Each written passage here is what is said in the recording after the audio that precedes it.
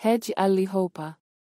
Idag ska vi prata om något lite annorlunda, nämligen pytonormer som sällskapsdjur.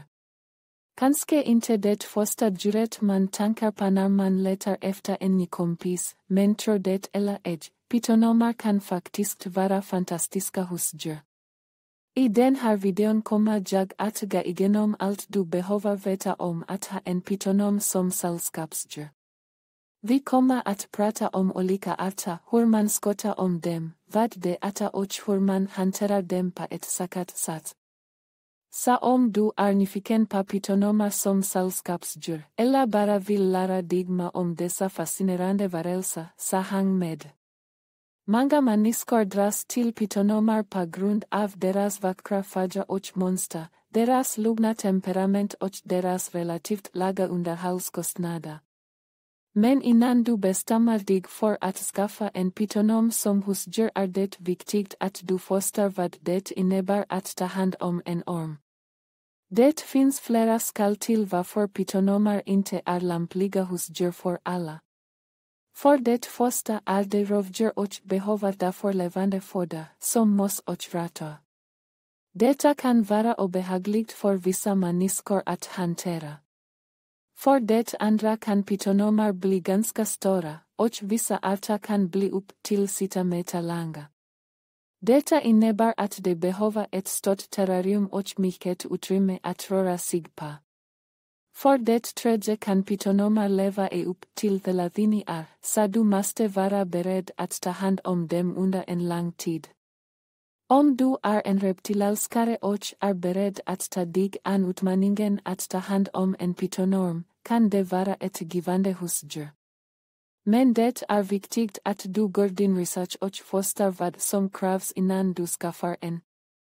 Observera, det är viktigt att komma ihåg att pytonormer är vilda djur och inte bör behandlas som leksaker.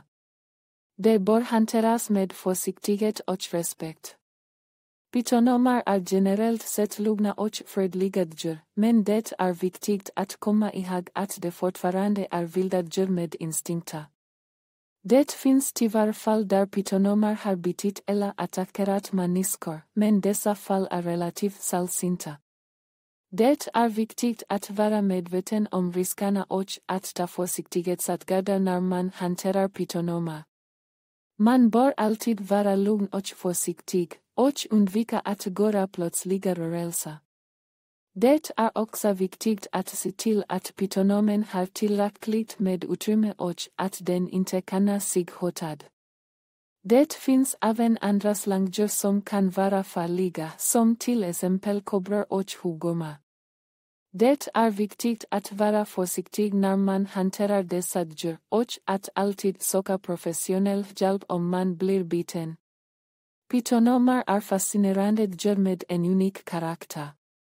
De är intelligenta och nyfikna, och de kan lära sig att känna igen sina ägare. Pytonormer är också relativt lugna och lätta att skotta, vilket gör dem till populära husdjur.